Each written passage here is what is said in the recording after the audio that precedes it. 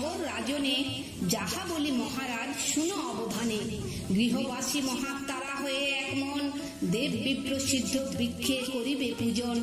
গোগণে অর্চনা করি পূজি আচার্যেরে, অগ্নিতে আহুতি দিবে একান্ত অন্তরে। প্রাত সন্ধ্যাকালে হয়ে এক মন, সন্ধ্যা উপাসনা গৃহী করিবে সাধন।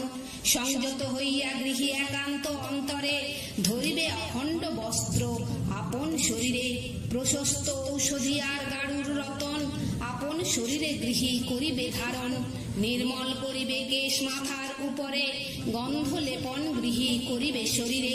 বেশভূষা করি পরে অতি মনোরম, শুক্ল বর্ণ মালা হৃদয়ে করিবে ধারণ। পরধন কভু নাহি করিবে হরণ, মিথ্যাজাত প্রিয় বাক্য করিবে বর্জন। পরদোষ কভু নাহি বলিবে বদনে, অপ্রিয় বচন ত্যাগ করিবে যতনে। অন্যের ঐশ্বর্য হেরি চক্ষে আপনার, ঈর্ষাদি নাহিক হবে শুনো গুণাধার। প্রবৃত্ত না হবে কভু অনিষ্ট চারণে, না করিবে আরোহণ কভু দুষ্ট জানে। বন্ধকি পতি হয় যেই জন, অতি ব্যয়শীল যেই ওহে মহাত্মন। পরিবাদরত কিংবা ধূর্ত যেই নর, তাদের কথায় কভু না দিবে অন্তর। তাদের বঞ্চনা বাক্যে প্রতারিত হয়ে, মিত্রতা করিবে জানিবে হৃদয়ে। একা পথে কভু নাহি করিবে গমন, প্রদীপ্ত ঘরেতে নাহি যাইবে কখন। জলের প্রথম বেগ হয় যে সময়, কভু না করিবে স্নান জানিবে নিশ্চয়। তরুপরে না করিবে কভু আরোহণ, দন্তে দন্তে কভু নাহি করিবে ঘর্ষণ। নাসিকা হইতে শ্লেষা বাহির করিতে, সদ্য না করিবে চেষ্টা জানিবে চিতে। অসংবৃত মুখে নাহি করিবে জিহ্বন, উচ্চস্বরে হাস্য নাহি করিবে কখন। শব্দ করি বায়ু নাহি কখনো ত্যাজিবে, শ্বাস কাশ রোধ নাহি কদাচ করিবে। নখে নখে কভু নাহি করিবে বাদন, নখ দিয়া তৃণ নাহি করিবে ছেদন। ভূমিতলে অঙ্কপাত কভু না করিবে, শস্যপৃষ্ঠ দ্রব্য নাহি কদাচ খাইবে।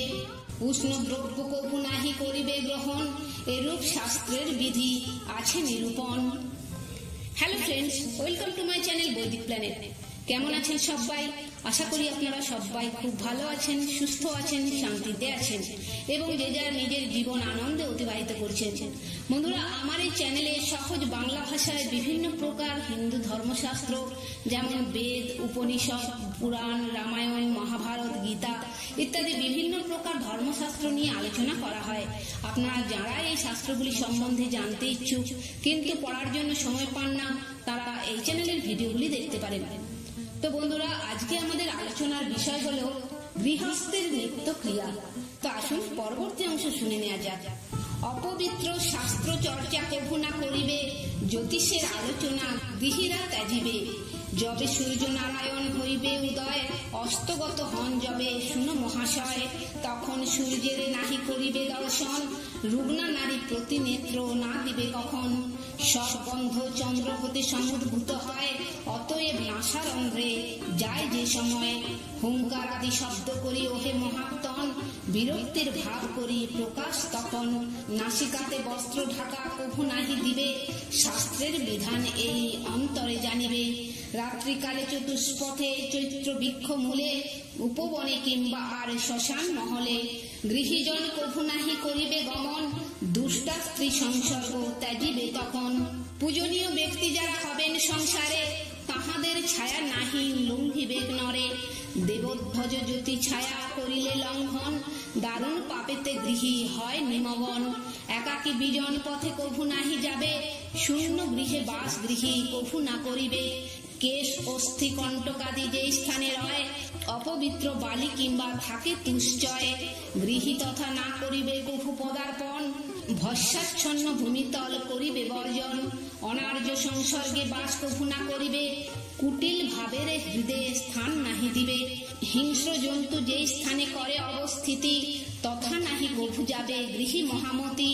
অতি জাগরণ আর অতীব শয়ন, অতি নিদ্রা ত্যাগিবে গৃহী মহাজন। বহুক্ষণ এক স্থানে বসি নাহি রবে, অধিক ব্যায়াম ত্যাগ সর্বদা করিবে। দংষ্টা কিংবা শৃঙ্গী জন্তু করিলে দর্শন, তার অভিমুখে গৃহী না যাবে কখন। প্রতিকূল বায়ুবে কভু না সহিবে, হিম সেবা রৌদ্র সেবা অধিক ত্যাজিবে। নগ্ন হয়ে কভু নাহি করিবে স্নান, নগ্ন হয়ে আচমন ত্যাজিবে ধীমান। নগ্ন হয়ে কভু নাহি করিবে শয়ন, মুক্ত কক্ষে আজমন করিবে বর্জন।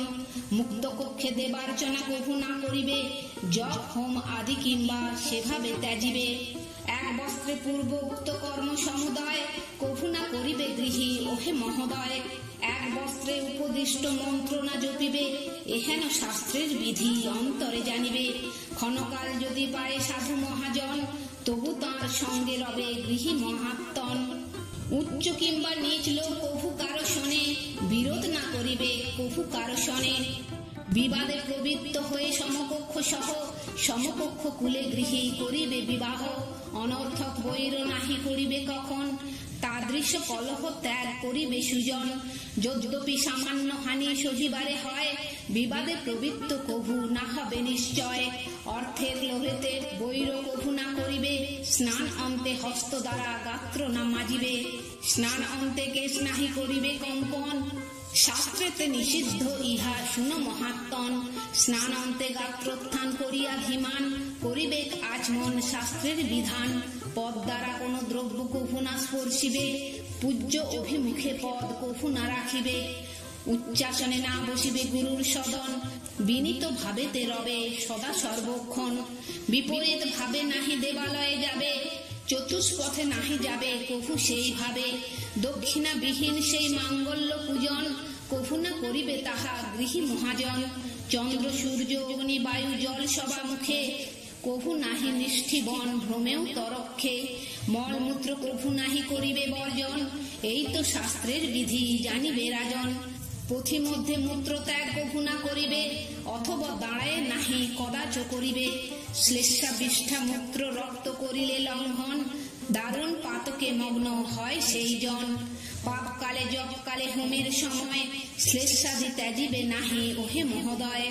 কভু না করিবে ঈর্ষা নারীর উপরে, প্রহার না করিবে কভু কোন তরে। গৃহীরা মাঙ্গল্য দ্রব্য ধরিবে শরীরে, কুসুম রত্নাদি আর যত্ন সহকারে। কোন স্থানে শুভযাত্রা করিবে যখন, পূজ্যগণে ভক্তি ভরে বন্দিবে তখন। যথাকালে হোম গৃহী করিবে যতনে, অর্থদান দিবে যত দিন দুঃখী গণে। মহাত্মা বিজ্ঞানদর্শী যেই সব জন, তাহাদিগে উপাসিবে গৃহী মহাত্মন। এক মনে দেব পূজা যেই গৃহী করে, ঋষিদের পূজা করে যত্ন সহকারে। পিতৃ উদ্দেশ্যে পিণ্ড করয়ে প্রদান, অতিথি সৎকার করে শুনো মতিমান। শুভ লোকে যায় তারা নাহিক সংশয়, শাস্ত্রের বচন ইহা জানিবে নিশ্চয়।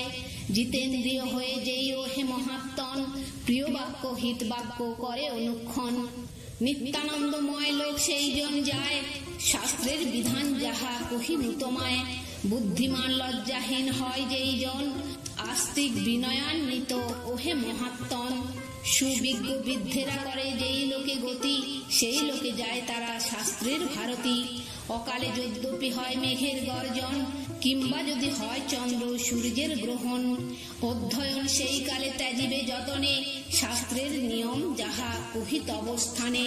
পূর্ব দিনে না করিবে কভু অধ্যয়ন, অশৌচ হইলে ত্যাগ করিবে সুজন।